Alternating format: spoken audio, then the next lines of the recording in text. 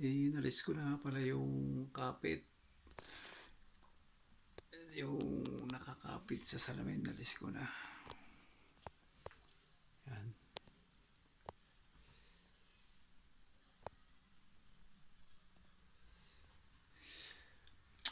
Ang petsa ngayon ay kagagawa lang. Ngayon ko rin inalis yung kapit.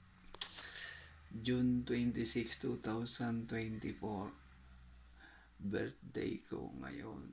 June 26, 2024. Ako ay 64 years old na. Hindi ko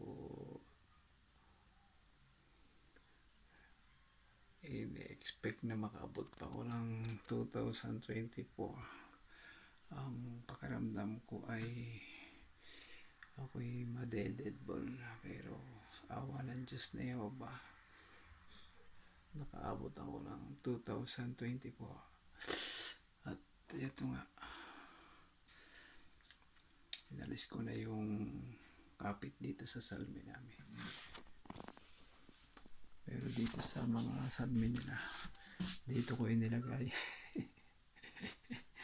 Hindi ko na pupunta dun sa mga salmin. Ako ay matutulog na at magising sana kung may lakas at buhay pa. Salamat Diyos na Yehova, sa pangalan ng inyong anak, ang Panginoong Hesus Kristo. Amen. Yan. Huwag sana akong mamaya pa makaabot sana ko ng bagong sistema, yung pangako ng Diyos na Yehova na paraiso. Sana'y makamtan namin lahat. Loob binawa ng Diyos na Yehova, sa pangalan ng inyong anak, ang Panginoong Hesus Kristo. Amen.